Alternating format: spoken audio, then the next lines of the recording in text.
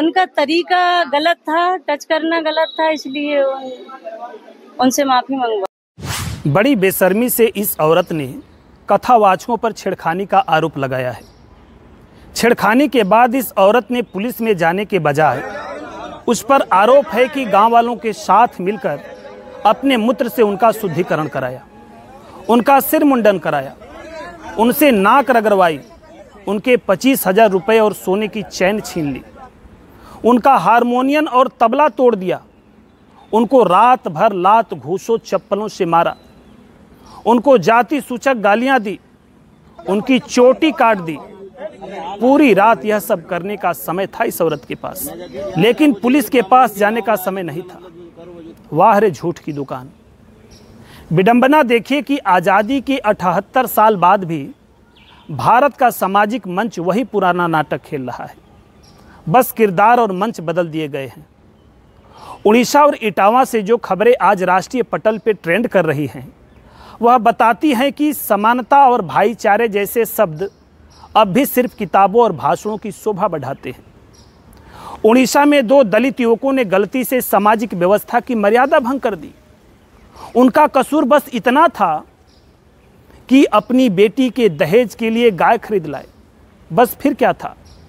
मनुवादी तमाशबीनों ने तुरंत स्टेज सजाया, घुटनों पर चलवाया, घास खिलाया और नाले का पानी पिलाकर शुद्धिकरण का अनोखा रिवाज निभाया।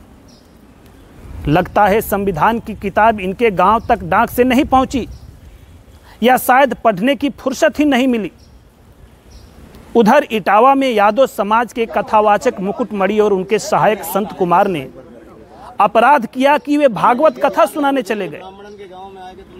गांव के संस्कृति रक्षकों ने पहले उनकी जाति पूछी और जब जवाब में यादव सुना तो तुरंत न्याय का ड्रामा शुरू। बाल काटे, चोटी उखाड़ी, नाक रगड़वाई और ऊपर से मूत्र छिड़ककर गांव की पवित्रता बरकरार रखी। सुनने में आया कि ब्राह्मण बस्ती में कथा सुनाने का लाइसेंस सिर्फ ऊंची जातियों के पास है, बाकियों को तो बस ताली बजाने की इजाजत है। दोनों घटनाएं एक ही सवाल चिल्ला चिल्लाकर पूछ रही हैं कि क्या भारत का संविधान सिर्फ दिल्ली के संसद भवन की सजावट के लिए है? सियासत भी इस ड्रामे में मजे ले रही है।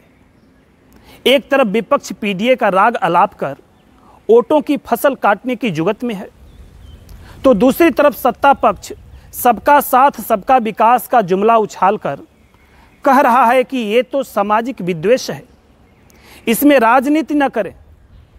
अरे साहब, अगर ये विद्वेष है तो इसे खत्म करने के लिए आपकी डबल इंजन की सरकार क्या कर रही है?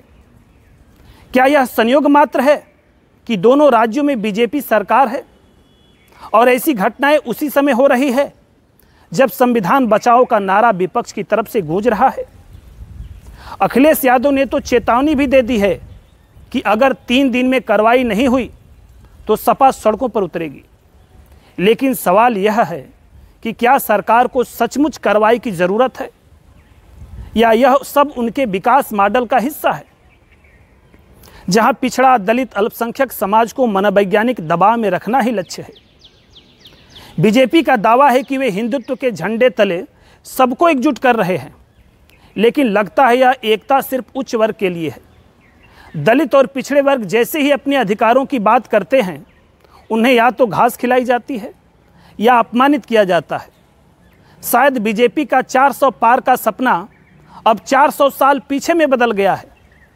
तो भाइयों और बहनों, यह है बीजेपी शासित राज्यों का नया भारत, जहां संविधान की किताब धूल खा रही है और मनवादी मानसिकता सड़कों पर नाच रही है। सवाल यह है कि क्या सरकार इन घटनाओं पर कार्रवाई करेगी या फिर इसे सामान्य घटना बताकर अपनी डबल इंजन की रफ्तार बढ़ाएगी? जवाब का इंतजार है। लेकिन तब तक जय श्री राम के नारे के साथ जाति श्री राम का खेल चलता रहेगा। धन्यवाद।